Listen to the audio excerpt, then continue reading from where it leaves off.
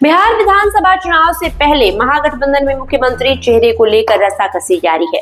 कांग्रेस नेता अखिलेश सिंह ने कहा है कि तेजस्वी यादव महागठबंधन का मुख्यमंत्री चेहरा है, जबकि कांग्रेस प्रभारी कृष्णा अल्लावरू और सचिन पायलट ने कहा है कि महागठबंधन की बैठक में सीएम फेस का फैसला होगा। इस बयानबाजी पर भाजपा ने भी तंज कसा है। आपको बता दें कि अपने पार्टी के नेताओं पर सवाल खड़े करते हुए अखिलेश सिंह ने कहा कि कुछ बयानवीरों को बयान देने की आदत है, उनको बयान देने से बचना चाहिए। कांग्रेस बहुत गंभीरता से बिहार विधानसभा चुनाव को ले रही है। विभिन्न क्षेत्रों को चिन्हित कर वहां व्यापक तौर पर काम हो रहा है। एक न्यूज चैनल से बातचीत के दौरान जब अखिलेश सिंह से पूछा गया कि बिहार कांग्रेस प्रभारी कृष्णा अल्लावरू कहते हैं कि महागठबंधन का सीएम कैंडिडेट कौन होगा, ये महागठबंधन की बैठक में तय होगा, वे तेजस्वी को मानने को तैयार नहीं। वहीं सचिन पायलट ने कहा कि बहुमत आने पर सीएम कौन होगा ये तय होगा, जबकि तेजस्वी ने पटना में 2 दिन पहले ही राजद की भुइयां मुसहर सम्मेलन में खुद को महागठबंधन का सीएम उम्मीदवार मानते हुए कहा कि अपने बेटे तेजस्वी को आशीर्वाद दीजिए, मुख्यमंत्री बनाइए। इस पर अखिलेश सिंह ने अपने ही पार्टी के प्रभारी पर हमला बोलते हुए कहा कि जिनको राजनीति की समझ नहीं है वो इस तरीके की बातें कर सकते हैं। उन्होंने कहा कि मैं सीधे तौर पर बोलता हूं कि बीजेपी जो विश्व की सबसे बड़ी पार्टी है, उसको अकेले हिम्मत नहीं है कि बिहार में चुनाव लड़े। वो नीतीश, उपेंद्र कुशवाहा, जीतन राम मांझी और चिराग के साथ रखे हुए हैं।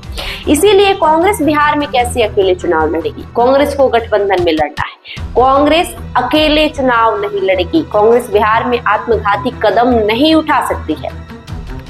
कांग्रेस नेता अखिलेश सिंह के बयान पर भाजपा के राष्ट्रीय प्रवक्ता अजय आलोक की प्रतिक्रिया आई है।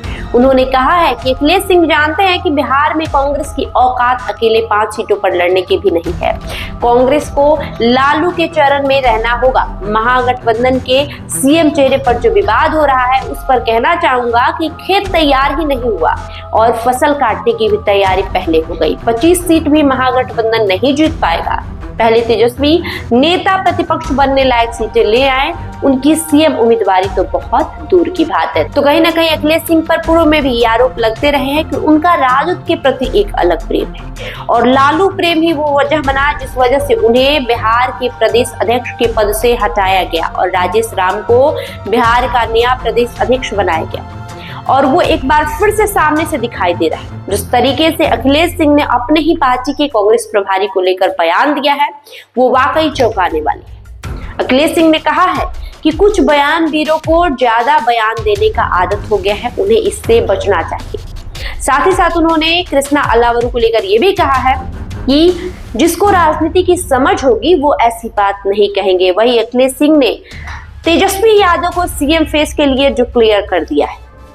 आपको बता दें कि कांग्रेस के कोई नेता अभी तेजस्वी के नाम पर मुहर नहीं लगा रहे हैं। बात करें अगर सचिन पायलट की, जो केंद्रीय स्तर के नेता है, वो भी कल बिहार दौरे पर थे। उन्होंने ये बातें साफ कही कि जब तक बैठक नहीं होगी, महागठबंधन के सभी नेताओं की बैठक नहीं होगी, बातचीत नहीं होगी, तब तक हम ये तय नहीं करेंगे कि मुख्यमंत्री चेहरा कौन होगा। साथ ही साथ उन्होंने ये भी कहा कि बहुमत आने के बाद ही तय होगा कि बिहार में महागठबंधन का मुख्यमंत्री कौन बनेगा। लेकिन अखिलेश सिंह ने ये साफ कर दिया है कि मुख्यमंत्री तो तेजस्वी यादव ही बनेंगे।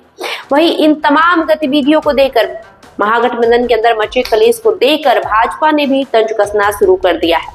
आपको बता दें, भाजपा के नेता ने कहा है कि अभी खेत का ठिकाना ही नहीं है और फसल काटने की तैयारी हो गई। उन्होंने कहा है कि खेत तैयार ही नहीं और फसल काटने को तैयार हो गए। महागठबंधन को लेकर उन्होंने तंज कसा है कि पहले तेजस्वी यादव नेता प्रतिपक्ष बनने लायक भी सीटें हासिल कर ले, उसके बाद ये तय करेगा लोग कि मुख्यमंत्री कौन बनेगा। हालांकि 17 अप्रैल को महागठबंधन के नेताओं का महाजुटान होने वाला है, महागठबंधन की बैठक होने वाली है। उसमें मुख्यमंत्री के चेहरा और सीट शेयरिंग को लेकर बड़े फैसले लिए जाएंगे। साथ ही विधानसभा चुनाव की बड़ी रणनीतियों को लेकर चर्चा की जाएगी।